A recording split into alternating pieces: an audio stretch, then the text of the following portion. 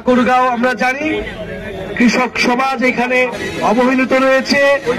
তারা তাদের ফসলের ন্যায্য মূল্য পায় না। আমরা সেই কৃষকদের জন্য কাজ করতে চাই।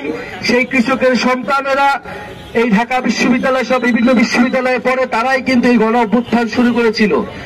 ফলে এই কৃষকের সন্তান এবং এই কৃষকের মাটি থেকেই, ঠাকুরগাঁও থেকে আমরা আমাদের নতুন বাংলাদেশের স্বপ্নের কথা বলছি।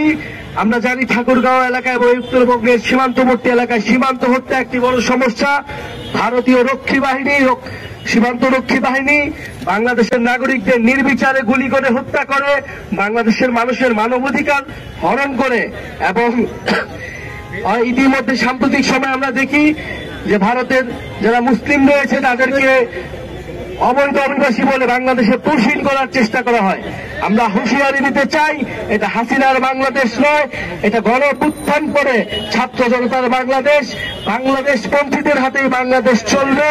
ফলে এই সীমান্ত হত্যা যে কোনো মূল্যে আমরা বন্ধ করব এবং উত্তরবঙ্গের ঠাকুরগাঁও সহ যে অবহেলিত জেলাগুলো রয়েছে সেখানে কোনো ধরনের আঞ্চলিক বৈষম্য, অর্থনৈতিক বৈষম্য থাকবে না।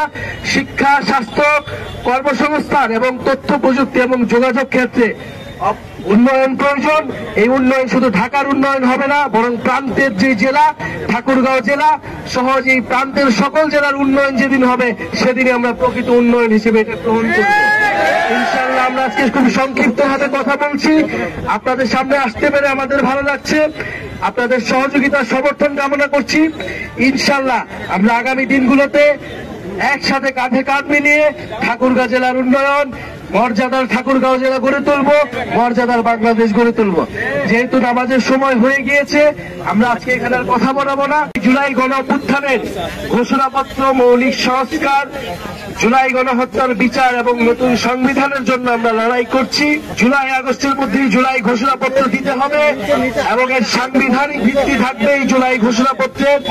যেই কারণে আমাদের দেশের হাজারো মানুষ রক্ত দিয়েছে, জীবন দিয়েছে, আমরা তাদেরকে স্মরণ করতে চাই, তাদের আত্মত্যাগ।